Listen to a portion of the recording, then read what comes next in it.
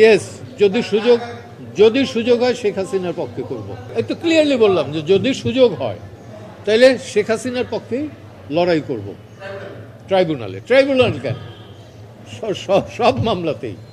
এটা ওনারাই ব্যাখ্যা দিতে পারবেন ভালো। আমি যেটা বুঝি যে ডক্টর ইউনূস মিনুয়েল বোধহয় রিয়েলাইজ করছেন যে এই সংশোধন এগুলো করা ঠিক হবে না। উনি গতকালকে আমি একটা সোশ্যাল মিডিয়ার দেখলাম, উনি বলছেন যে রাজনৈতিক দল যদি সংস্কার না চায় তাহলে নির্বাচন দিয়ে আমি চলে যাব।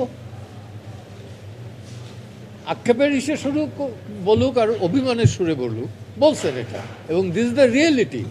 এই গভর্নমেন্টের প্রাথমিক দায়িত্ব এবং একমাত্র ডিউটি হিসেবে নির্বিঘ্নে লেভেল প্লেয়িং ফিল্ডে একটা নির্বাচন দেয়া এবং গণতান্ত্রিক পদ্ধতিতে সেই সরকারের কাছে ক্ষমতা হস্তান্তর করা, নাথিং এলস। এই সরকারের কোনো দায়িত্ব এবং কি বলবো যে রেসপন্সিবিলিটি নাই, লায়াবিলিটিস আছে অনেক। কোথাও হচ্ছে বোধহয়, এবং হইলে পরে আমাদের নলেজে আসলে পরে সেটা আমরা আবার কোর্টের আদালতের আনবো। হচ্ছে, কারণ এত গণহারে হচ্ছে যেটা অকল্পনীয়। এবং আমার মনে হয় যে বাংলাদেশ স্বাধীনতা যুদ্ধের পরে এবারই সর্বপ্রথম এই গণহারে মামলা হচ্ছে। তাই নাকি? আমার জানা ছিল না।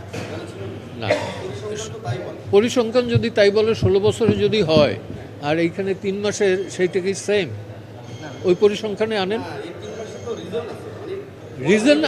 রিজন আছে কি নাই এটা তো আমি বলি নাই। আমি বলছি যে সংখ্যাটা 16 বছরে যা হয়েছে 3 মাসে তুলনামূলকভাবে বেশি হয়েছে। ইয়েস, যদি সুযোগ হয় শেখ হাসিনার পক্ষে করব।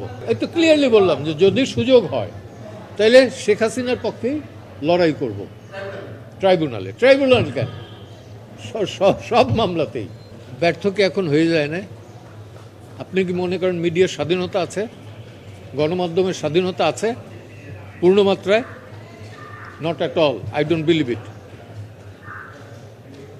একটু বললাম যে আজকে যা বইলে গেছে এটাই পুরোপুরি আসে কিনা সন্দেহ। আমি তারপরেও এরা রিকোয়েস্ট করছে দেখে আমি আসলাম।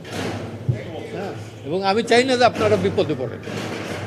আমি আবারও বলি আমি আছি নিপীড়িতর পক্ষে অলওয়েজ। আপনার কাছে কি মনে হয় যে? হ্যাঁ, অবশ্যই রাজনৈতিক নিপীড়ন শেখ হাসিনা রাজনৈতিক শিকার হতে যাচ্ছে, শিকার হচ্ছে।